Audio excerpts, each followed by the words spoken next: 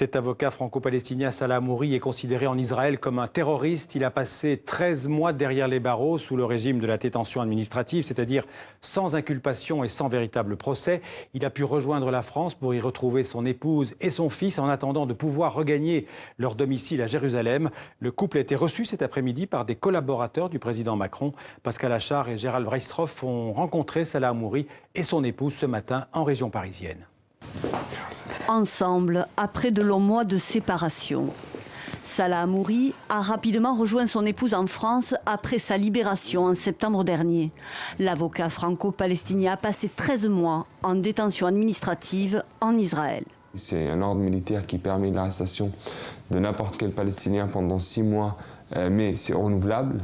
Et c'est un dossier secret que ni moi ni l'avocat n'avaient le droit de voir. J'avais juste une phrase qui dit que moi j'étais un danger sur la sécurité d'Israël, point. Accusé de mener des activités illégales en Cisjordanie et en Israël, il est isolé dans le désert du Negev. C'est grâce au soutien de sa famille qu'il a tenu le coup.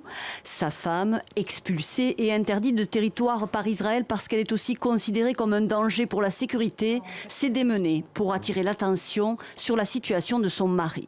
Nous, notre objectif, c'était vraiment de mettre la pression sur les autorités françaises, étant donné que Salah est un citoyen français et qu'il était détenu arbitrairement à l'étranger. Le couple estime avoir bénéficié d'un bel élan populaire, mais d'une mobilisation timide du côté des autorités françaises. Il a fallu 1 mois et demi déjà avant que moi j'obtienne un premier rendez-vous à l'Élysée. Quand vous vivez ça intimement, c'est difficile. Vous trouvez ça injuste parce que toutes les interventions diplomatiques ont été faites discrètement. Il n'y a eu aucune médiatisation de l'intervention du président de la République. Il y a 2 poids 2 mesures. Les Français ne veulent pas forcer Israël à accepter et à appliquer le droit international. Aujourd'hui, Salah et Elsa ont encore des obstacles à franchir. C'est seul que Salah Hamouri s'apprête à rentrer chez lui à Jérusalem-Est, laissant ici sa femme et son fils, toujours interdits d'accès en Israël.